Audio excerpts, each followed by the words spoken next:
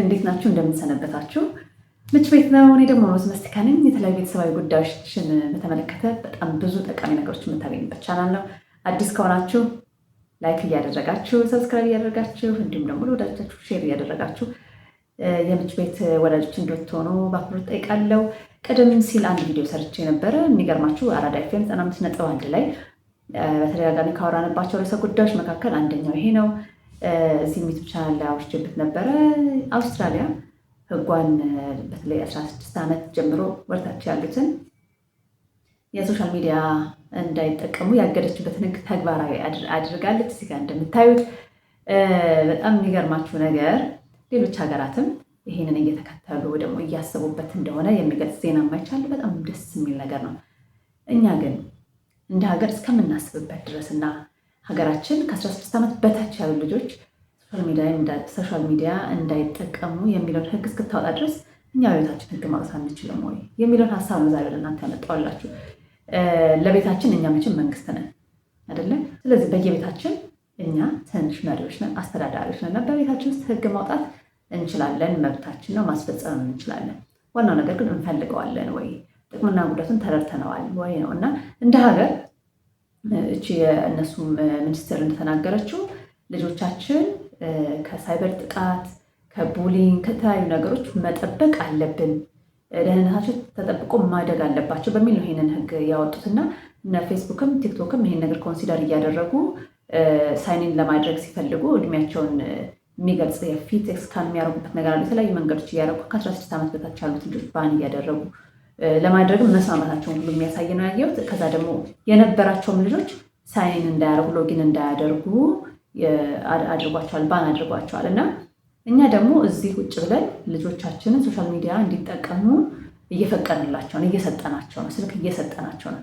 መንግስት እንግዲህ ከልጆቻችን በሆነ መንገድ የራቀው ማለት ነው ሲከለክል፣ እኛ ደግሞ ወላጆች ለልጆቻችን ያን እየፈቀድን ያለ ነው። በተለይ ደግሞ ኢትዮጵያውያን አንድ ወቅት የሆነ አይ ቲንክ 1-2 ዓመት በፊት ይመስለኛል አንድ የፌስቡክ ገጽ ላይ ያየሁት ነገር ነበር። አንዲት ወላጅ ናት የምትጠይቀው ልጅ ቲክቶክ መስራት ትፈልጋለች ብላ ልጇ እየደነሰች ታሳይና ትንሽ ልጅ ናት በጣም ምን ትመክሩኛላችሁ የሚል ነበር። እና እንደ ወላጅ በተለይ እናቶቹ ብዙ ጊዜ እኛ አይደለን ከልጆቻችን ጋር የምንውለው የምናመሸው በቅርበት ያለ ነው እኛ ነን እና የበለጠ ልጆቻችን ከስልክ ጋር እንዲገናኙ እያደረግን ያለ ነው እኛ ነን እና ምንድን ነው ዓላማችን? ልጆቻችን ወደ ሶሻል ሚዲያ እንዲገቡ ስንፈልግ ይሄ ብቻ አይደለም። እንደምታውቁት በጣም ብዙ ህፃናት ከወላጆቻቸው ጋር ቲክቶክ ላይ እና ፌስቡክ ላይ ዩቱብ ላይ ምናምን ቪዲዮ ሰሩ ታዩታላችሁ። እና በእርግጥ ገንዘብ ያስገኛል፣ ጥቅም አለው። ግን የመጨረሻው ጎሉ ምንድን ነው? ምን እንዲሆኑ ለልጆቹ የምንፈልገው? አንዳንድ ጊዜ ደግሞ በሌላ በኩል ስትመለከቱ እኔንም ጨምሮ ሶሻል ሚዲያ ላይ በጣም ብዙ የምንሰራ ወላጆች እንኖራለን።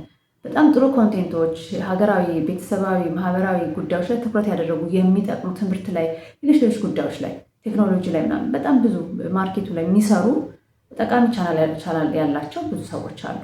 እነዚህ ሰዎች ጉዳት የሚያመጡ አይደሉም፣ ወይም ለልጆቻቸውን ጠንቅ የሚሆኑ አይደሉም። በሌላ በኩል ደግሞ ቁጭ ብለው ልጆቻቸው እያዩቸው ላይቭ ገብተው ሲሰዳደቡ፣ ሲያሙ፣ የሆነ ነገር ሲያነሱ፣ ሲጡን የሚውሉ ሴቶች ደግሞ አሉ እና እነዚህ ለልጆቻቸው እንደሚያስተምሩት ነገር ያቺ እናት የታደገችው ልጅ ወንድ የሚሆን ሴት ተነስተው ቲክቶክ ከፍተው ቁጭ ብለው ሲያወሩ ቢውሉ አታውሩ ብለን መከልከል እንችላለን። ወይ ደግሞ እንዲያታደርጉ ብለን መከልከል እንችላለን። አይናችሁን ይጎዳችኋል፣ አይምሯችሁን ይጎዳችኋል፣ ይሄ ስነ ምግባር አይደለም፣ ይሄ ማህበራዊ እንትን ባህላችን ወጋችን አይደለም ብንል ልጆቻችን ይሰሙናሉ? አይሰሙንም። ስለዚህ እንዲሰሙ ምንድን ማድረግ ያለብን? እኛ ራሱ የምንጠቀምበትን አጠቃቀም ማስተካከል ይኖርብናል። ከራሳችን ነው የሚጀምረው ነገሩ አይደለም። እኔ 24 ሰዓት ላይ የ24 ሰዓት ሙሉ ሶሻል ሚዲያ ላይ ቁጭ ብዬ አርሲ ኩርሲውን ስመለከት የተለያዩ ነገሮችን ሳደርግ ላይፍ ገብቼ እንዲሁ ሳወራ እምውል ከሆነ ልጆችን በምን መልኩ ልመክራቸው እችላለሁ? ጊዜ ስኖረ ልጆችን ትሪት ማድረግ እችላለሁ? አልችልም። ከዛ ደግሞ ልጆቹም ደግሞ ያድጋሉ፣ ስልክ ይይዛሉ። ማደግ ይቻላል። ህፃናትም ሆነው ምግብም ሲበሉ እኛ ከሰዎች ጋር ስናወራ፣ ከጓደኞቻችን ጋር ስናወራ፣ ራሳችን ጉዳይ ነገር ስንፈጽም እንዳይረብሹን እያለ ስልኮቹን እንሰጣቸዋለን። በዚህ መሀል የሚመለከቱት ነገር በጣም ብዙ ነገር ነው። በጣም የገረመኝ አንድ ወላጅ ስትነግረኝ እኔ የሚገርመኝ አለች እሷ ራሱ ሁሌ ልጆቹን ስልክ ብትሰጧቸው መጀመሪያ የሚሄዱ ሾርት ላይ ነው ማለች። በቃ ፈጠን እያለ ይሄዳል፣ አዳዲስ ነገር ያሉ። በዛ መሀል ግን ለልጆቹ ለጤናቸው፣ ለእድሜያቸው፣ ለብዙ ነገራቸው የማይመጥን ኮንቴንቶች ይመለከታሉ። አንዳንዶቹ እኛ ራሱ ባንመለከታቸው የሚመረጡትን ያው አልጎሪዝሙ እየጎተተ ያመጣልናል። አንድ የሆነ ነገርን ከከፈተ ደግሞ ተመሳሳይ ነገሮች ናቸው የሚያመጡት እና በዚህም ከልጆቻችን እየጎዳን ያሉና እንደ ቤተሰብ እንደ ወላጅ ቤታችን ውስጥ ህግ ማውጣት ይኖርብናል። የመጀመሪያው ህግ ምን ይሆን? እኔ ሰጀስት የማደርገው ይኖረኛል። እናንተ ደግሞ ከስር ገብታችሁ ሰጀስት ታደርገው እና ኮሜንት ላይ ታስቀምጡ። በጣም ደስ የሚለኝ የዛሬ 2-3 ዓመት በፊት ቲክቶክ ላይ አንድ ቪዲዮ አስቀምጬ ነበር። በጣም ብዙ ሰው ያየው ቪዲዮ ነው። በጣም ብዙ ሰው ሪያክት ያደረገበት ቪዲዮ ነው። ከቻልኩኝ መልሼ ሾርት ላይ ላመጣው እችላለሁ፣ ግን በጣም ፐርሰናል ስለሆነ እዚህ ምች ቤት ላይ ላለማምጣት ብዬ ነው። ከቻላችሁ የሮዝ መስቲካ የሚለው ቲክቶክ ላይ ገብታችሁ ብታዩት በጣም ጥሩ ቁም ነገር ታገኙበታላችሁ። በተለይ ከኮሜንቶቹ ምንድን ነው የሰራሁት ቪዲዮ መሰላችሁ? እዚህ ጋር እንደምታዩት ስክሪንሻት አድርጌዋለሁ። አንዲት ልጅ ቤታችን መጣች እና እየተነጋገርን ስለ ቤታችን ህግ ነው እያወራን ያለን እና ይሄን አታድርጊ፣ ይሄን አታድርጉ፣ እንደዚህ አታድርጉ እያልኩ የተናገርኩ ነበር እና ምንድን ነው ያለች? እስኪ ንገርኝ የቤታችሁ ህግ ምንድን ነው ማለች። የጠየቀችበት ምክንያት በጣም የሚገርም ነው። እንዳልጥሰው ማለቷ ነው። ትንሽ ልጅ ናት። የቤታችሁ ህግ ምንድን ነው ንገርኝ ስትለኝ በጣም የተደነቁትና ለሆነ ሰከንድ ሀሳብ ባረኩኝ። ምንድን ነው የቤታችን ህግ? ከዛ ነገርኳት። የቤታችን ህግ ይሄ ነው፣ እንደዚህ ማድረግ አይቻልም። ለምሳሌ በር መቆለፍ አይቻልም። መኝታ ቤት ውስጥ ገብቶ በር መቆለፍ አይቻልም። ቴሌቪዥን መክፈት አይቻልም። ቴሌቪዥን የሚታየው ከ10 ሰዓት በኋላ ነው። እነዚህ ነገሮች መጮህ አይቻልም። እንደዚህ ያልኩ ነገርኳት የተወሰኑ ነገሮች እና እዛው ላይ ምንድን የጠየኳቸው ምንድን ነው የእናንተ የቤታችሁ ህግ ብዬ ነበር የጠየኳቸው። በጣም ኢንተረስቲንግ የሆኑ መቼም ክፉ ነገር ብቻ እያወራን ነው። ክፉ ነገር የገነነ የመሰለን ጥሩ ነገር የሌለ የመሰለን እንጂ የሚያስደንቁ ወላጆች አሉ። በጣም ብዙ ቁም ነገር የምናገኝባቸው እና ብዙ ህጎች አወጡ ማለት ነው። ለምሳሌ አንድ መምህር ታውቃለሁ ከትዳር ከመሰረተችበት ቀን ጀምሮ ቴሌቪዥን ያልነበራት፣ በመሀል ግን ቸግሯቸው መሰላቸውና የሆኑ ሰዎች ቴሌቪዥን ገዝተው አመጡላቸው እና ቴሌቪዥን ቤት ውስጥ ከገባ በኋላ አለች የነበረን ግንኙነት አበላሸብን፣ ስለዚህ ቴሌቪዥኑ አያስፈልገንም ብለን አውጥተን ጣልን አለችና አሁን 2 ልጆቿ አንደኛው ዩኒቨርሲቲ ገብቷል፣ ሁለተኛዋም ዘንድሮ ተፈታኝ ናቸው። ባለፈው ዓመት የዘንድሮ 12 ተፈተናለች። ቤታቸው ቴሌቪዥን የለም። በጣም ጎበዞች ናቸው። በጣም አንባቢዎች ናቸው። ያ ማለት ግን ከመረጃ ጠቅላላ ርቀዋል ማለት አይደለም። ስልካቸው ላይ ላፕቶፓቸው ላይ የሚያገኙትን ነገር ለእነሱ የሚጠቅማቸውን ነገር ያሉ ምንድን ነው ያደረጉት? ቤታቸው ውስጥ ጃንክ ሁሉ እንዳይገባ ኤኒቲንግ ዝም ብሎ ቴሌቪዥን የሚያስተላልፈው ነገር በሙሉ እንዳይገባ ግን ከልክለውታል፣ አግደውታል። እና ልጅ ወላጅን ነው እያየ የሚያደርገው በየትኛውም መንገድ። እስኪ እናንተ ስራዬ ብላችሁ ተመልከቱና የሆኑ ወላጆች ልጆችን ተመልከቱ። አወራራቸው፣ ሁኔታቸውን አይታችሁ እናቶቻቸው አባቶቻቸው ምን እንዳይመስሉ መገመት ትችላላችሁ። በመጥፎ ብቻ አይደለም በጥሩ ራሱ የሚጠቀሟቸውን ቃላቶች ምናምን አይታችሁ እና ቤታችን ውስጥ ህግ ያስፈልገናል። ስለዚህ ሶሻል ሚዲያ ላይ ልጆቻችን ከ16 ዓመት በታች ያሉ ልጆቻችን ከዛሬ ጀምሮ እንዳይጠቀሙ እኛ ህግ ማውጣት ይኖርብናል ማለት ነው። ለአውስትራሊያ ብቻ ማን ነው የሰጠ? እኔም በቤቴ ህግ ማውጣት እችላለሁ። ስለዚህ ህግ እናውጣ እና ከ16 ዓመት በታች ያሉ ልጆች ቲክቶክ፣ ፌስቡክ፣ ሌሎቹም የማላውቃቸው ሌሎች ነገሮች ሊኖሩ ይችላሉ። እነዚህ ማህበራዊ ድረገጾች ሎጊን እንዳያደርጉ ካደረጉም ደግሞ ዘግተው እንዲወጡ ሙሉ በሙሉ ዲአክቲቬት እንዲያደርጉት ልጆቻችን ማድረግ ይኖርብናል። ከዛ ውጭ ደግሞ ስልክ አጠቃቀማቸው ምን መሆን አለበት? ጌሞቹን በተመለከተ ከስልኮቻችን ላይ ሙሉ በሙሉ በተለይ እነዚህ ሮብሎክስ ነው የሚባለው እና ሌሎች በጣም ችግር እያመጡ ነው የተባሉ ጌሞችን ከስልካችን ላይ ማጥፋት አለብን። ሶስተኛውስ ልጆቻችን ስልክ የሚጠቀሙበትን ሰዓት በጣም ሊሚት ማድረግ ይኖርብናል። ረጅም ሰዓት የሚጠቀሙ ልጆችን በአንድ ቀን አቋርጥ ብንላቸው ልናቋርጥላቸው ወይ ደግሞ ሊያቋርጡ አይችሉም። ስለዚህ ምን ማድረግ ነው ያለብን?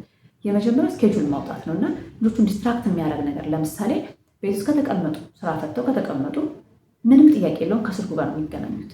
ስለዚህ 1-2 ሳምንት ራሳችን እነሱን ለማገዝ ለምሳሌ ታሞ ልጃችሁ ሆስፒታል ይገባል ብትባሉ ወይ ደግሞ ሆስፒታል ይተኛ ቢባል መድኃኒት ለ7 ቀን ለ14 ቀን ይሰጠው ቢባል እምቢ አትሉም። ቀጥ ብላችሁ ነው መድኃኒት የምንሰጡት አይደለም። እንደዛ ለልጆቻችን በህመማቸው ጊዜ በአካላዊ ህመማቸው ጊዜ እንደምንጨነቀው ሁሉ ይሄኛውም ህመም እንደሆነ ችግር እንደሆነ አስበን ረጅም ሰዓት ስልካቸው ላይ የሚያሳልፉ ልጆቻችንን ለ1 ሳምንትና ለ2 ሳምንት እኛ ፕሮግራም አድርገን ቤት ከመጡ በኋላ ቤት የማይቀመጡበትን ጊዜ ቤትም ውስጥ ከሆኑ የተለያዩ አክቲቪቲዎችን በመስጠት ከስልክ ጋር የሚራራቁበትን ነገር መፍጠርና ዲስትራክት ማድረግ እንዲረሱ ማድረግ እንዲዘናጉ ማድረግ ያስፈልጋል። ቀስ በቀስ እየተዉት እየቀነሱ እንዲመጡና ማክሲመም በቀን ውስጥ በጣም በዛ ከተባለ 2 ሰዓት አዘርዋይስ 1 ሰዓት እንዲሆን ማድረግ ቢቻል ደግሞ በሳምንት የተወሰኑ ቀናቶችን ፍሪ ማድረግ ወደዛው ቀስ እያል በእድገት መሄድ እንችላለን። ይህን በማድረጋችን ልጆቻችን በጣም ነው የምንጠቅማቸው። ጤናቸውን እንጠቅማለን፣ የአካላዊም የስነ ልቦናዊ ጤናቸውን እንጠቅማለን። ትምህርታቸው ላይ ውጤታማ እንዲሆኑ እናደርጋቸዋለን። ማህበራዊ ህይወታቸው፣ ቤተሰባዊ ህይወታቸው እንዲስተካከል፣ የተግባቦት ስኪላቸውም እንዲጨምር ያደርጋል ማለት ነው። ስለዚህ የግድ እንደ ሀገር ህግ ውስጥ ገጣ መጠበቅ የለብንም። እኛው ራሳችን ለቤታችን ህግ ብናወጣ በጣም በጣም እንጠቀማለን እላችሁ ፈልጌ ነው። ከዛ ውጭ ግን እንደ ወላጅ እኛም ራሱ እንዴት ነው የስልክ አጠቃቀማችን? ምን ያህል ሰዓታችን እየፈጀብን ነው? ዲጂታል ዌልቢንግ የሚል አለው አይደለ ስልካችን። እኔ ራሴ ሰሞኑን እሱን በማጽዳት ላይ ነበርኩና እናንተም እርግጠኛ እያደረጋችሁ ሊሆን ይችላል፣ ወይም ደግሞ አላሰባችሁበት ይሆናል። ገብታችሁ ብታዩት የትኛው አፕሊኬሽን ላይ ምን ያህል ሰዓት እንደፈጃችሁ በደንብ ጥንቅቅ አድርጎ ያሳያችኋል። እንዴት አድርጌ ነው ማስተካከል ያለብኝ? 7 hours 8 hours ሞር ዛን ዛት ሁሉ እየተጠቀምን እንደሆነ የሚገልጽ ነገር አለው እና እሱን ነገር ሊሚት ማድረግ ለአይናችን በጣም ክሬቲቭ እንዳንሆን ያገደናል። በትክክለኛ መንገድ ጊዜያችን ማኔጅ እንዳናደርግ ያገደናል።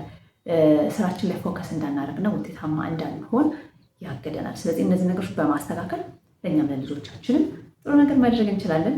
በነገራችን ላይ የእናንተስ የቤታችሁ ህግ ምንድን ነው? የተጠቀማችሁበትን እናንተ ለረጅም ጊዜ ቤተሰባችሁ እየተጠቀምበት ያለውን ህግና ሌሎቹ ቢሰሙት ቢጠቀሙበታል የምትሉትን አስተያየት መስጫ ላይ ያስቀምጡልን። ሌላው ታህሳስ 18 መቼም የምች ቤት ቤተሰብ የሆናችሁ በሙሉ ቴሌግራም ላይም ዩቲዩብ ላይም ፌስቡክ ላይም እያያችሁት ነው እያስባለሁ። የቤቶችና ደጆች የ2018 ዓመታዊ ፕሮግራማችን ደርሷል። እዛ ስትመጡ ምንድን ነው የምታገኙት? ብዙ ጊዜ ዝም ብሎ ስብሰባ ነገር ወይ ደግሞ ምንም ረብ የሌለው ነገር ሊመስለን ይችላል ከርቀት ስናየው።